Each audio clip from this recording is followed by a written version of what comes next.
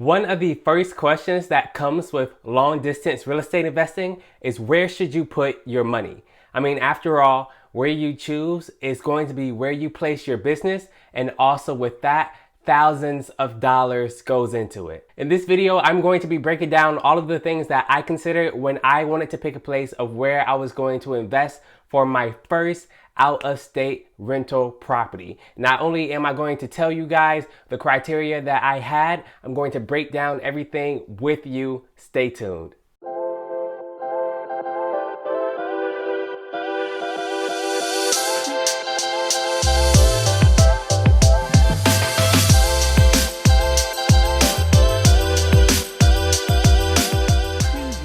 What is up, everyone? Welcome back to the channel. For those of you who don't know me, my name is Siobhan. I am 24 years old with a passion for finances and real estate, and recently I have saved up enough money to invest in my very first out-of-state rental investment property, and I have decided to create this playlist in order to take you guys on the ride with me. I am super pumped, super excited to share all of the challenges that I face, everything that I come across with, and break it down so that we can all learn and grow from this experience. I'm going to show you exactly what it looks like as a beginner because I am definitely not a pro. If you like this type of content, then do me a favor and please smash that like button down below so that this channel can grow and reach other people who are interested in this type of topic. And also, don't forget to hit the subscribe button while you're down there as well, just so you don't miss any other videos that's going to be dropping along with this playlist. Now, in case you did not catch it, I'm going to give you guys a disclaimer. I am a complete beginner. So that means I'm not a certified financial planner. I'm not a lawyer. I'm not a licensed person to give you advice or anything like that. I'm simply a beginning investor who wants to share his experiences with you guys. So before you do anything, before you say anything, before you go out and invest your money, I heavily encourage you to go seek out some legal advice, some certified advice. It's going to help you greatly. So I am assuming that you guys have watched my very first video in this playlist. If not, no worries. I'm leaving a link up above just for you. Make sure you go check that out. But for all of those who have watched that very first video, then you know that the 4 things I expect for you to have, because I have them before we start investing, is a good credit score, have some money in reserves, you have an investment plan, and also a reasonable size down payment. Now, in that video that I just talked about, I broke down why all of those things matter, so make sure you check that out. But for all of those who are starting investment with me, that is where I'm starting off. My credit score is good. I have a down payment for a house that I want to buy. I know the type of investment plan that I have going forward, and also I have money reserves as well. So that's where I'm starting off at for my investment journey. And the next thing we need to dive into is, where am I going to invest? So the very first thing that I did when deciding on where should I invest my money for an out-of-state property was go to Google and type in landlord-friendly states. Now, for those of you who are not hip to the terminology, a landlord is basically anyone who owns a piece of land or property and they rent out that land or property for a fee. Now, if you're going to be owning any type of rental property, that is going to automatically make you a landlord. When I Googled landlord friendly states, a bunch of articles popped up and I checked out almost every single one, honestly. I'm going to leave some of the ones down below in the description section for the ones that I found extremely helpful. Now, some of the things that I caught in mind when reading these articles is that there are really 3 criteria that helps determine a landlord friendly state. And those criteria to me was the eviction process, rent controls, and also property taxes. Now, these are not the only thing that you should consider when thinking about investing out of state for rental estate properties, but these are the 3 things that kept on popping up a lot to me. So let's go ahead and dive into each one of them. Knowing the eviction process for the state or city that you plan to invest in can be crucial information, as it can save you sometimes thousands of dollars. And you may be wondering how. Well, think about this. Let's say you get a tenant into your rental property, right? And your rent costs $1,000 a month. In some cities, this is pretty good. In some cities, that's pretty low. Whatever. For this example, your rent is going to cost you $1,000 a month. What happens if that tenant, for some reason, stops paying rent? that means that you have to pick up that cost, and boom, in month one, you've already lost $1,000. Now, in some states, it's harder to evict a tenant. So a tenant can stay in a property for 2 to 3 months legally while still not paying you any money to stay there. So in worst case scenarios, let's say you get a tenant staying in a place for 3 months without paying you your monthly rent dues. That means you're out $3,000 right there. In the best case scenario, maybe you picked a state, you did a little planning, like watching this video beforehand, and you picked a state where the eviction process was really simple and not bogged down by a ton of laws. If you did that, if you had the foresight to do that, then you might have picked a state where the eviction process only takes 15 days. So in that scenario, maybe you have lost 1 month's worth of rent, but you were able to kick out the tenant that was no longer paying and replace that tenant with someone who is more responsible and who can pay the rent. So knowing the eviction process, the laws for the state that you're going to go, can be very crucial. In some cases, it may save you an arm and a leg and definitely some headaches at night. The second thing we have to keep in mind is rental control. Now, rental control is basically a government ran program that keeps track of rents, and they sometimes even place restrictions on what rents can be. So in places like New York or California where the rents are already insanely high, you can see where this is a good idea because you don't want landlords to be in a position to where they can take advantage of people. But for you, the landlord, hopefully you'll be a good landlord, you probably don't want any rental restrictions on your property for this scenario that I'm about to create.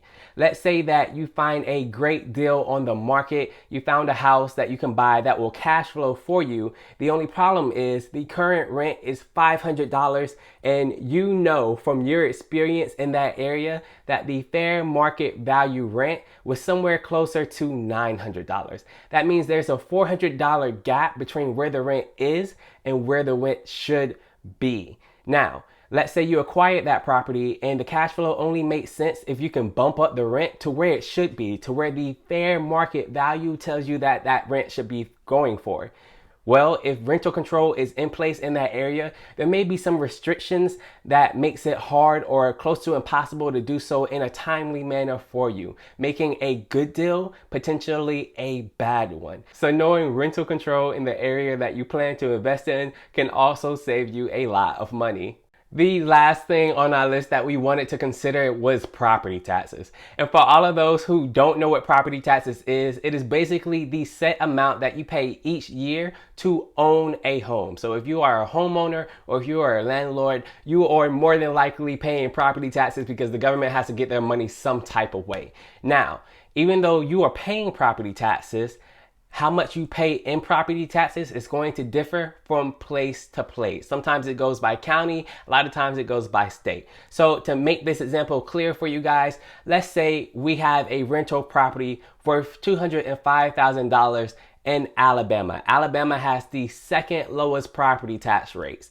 How much it will cost me to pay in property taxes for a $205,000 house in Alabama is going to be somewhere around $800 to $900. Take that in comparison to New Jersey. New Jersey being the place with the highest property tax right now in America. So if I owned a home in New Jersey that cost the same amount as the home in Alabama, instead of paying $800 to $900 in property taxes, I'll be paying somewhere closer to $5,000 and upwards. That's literally thousands of dollars worth of difference, and you need to know how much you're going to be paying depending on where you choose to invest in order to make your deals work out best for you. Now, like I said, guys, there are plenty of other things to consider besides the 3 things that I just mentioned. You have lease agreements, you have laws with security deposits, and so on. There is so much to research, and I encourage you to do just that. Like I said, I have the links below in the descriptions for the things that I read.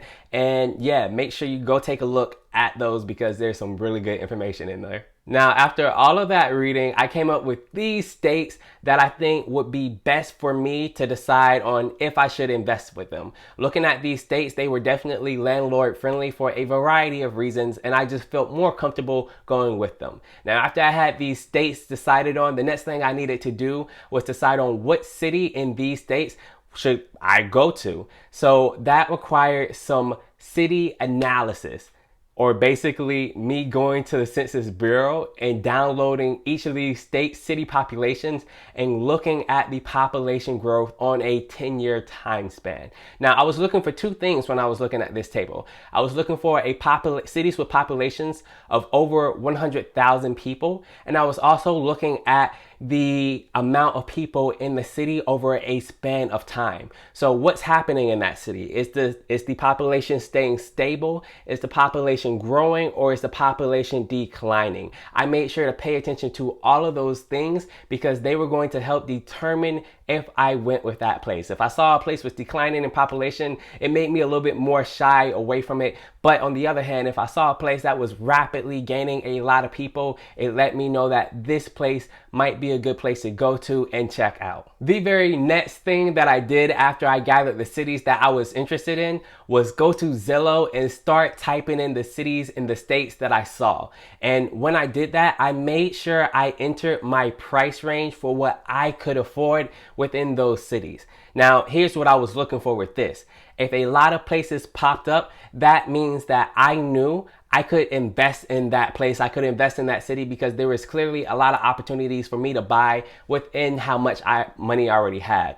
But on the flip side, if I put in a city and nothing popped up as far as what I could afford in my price range, I knew that that city was probably a little bit too expensive for me. And this happened a ton with Texas, which is kind of disappointing because I wanted Texas to show up on my radar. So at this point, I filtered down for the states, I filtered down for the cities, and now I know which cities are affordable. I still had a list that was a little big for me, so the very last thing I did was hopped on a Bigger Pockets and posted on a forum asking for investors on their take. I listed down the cities that I was interested in, and I invited anyone who had invested in those cities to come and talk with me and share their experience. And here's why, you guys. Success leaves clues. So if someone was doing investments in a city that I was interested in and they were successful, then I knew that that means that I had a possibility of being successful there as well. So there you have it. Picking a place to invest is not that hard.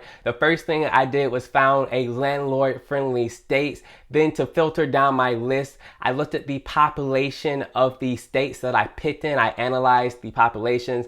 After that, I made sure I could afford somewhere in the city of my choosing. And the last thing I did was talk to a professional who was already doing what I hope to accomplish.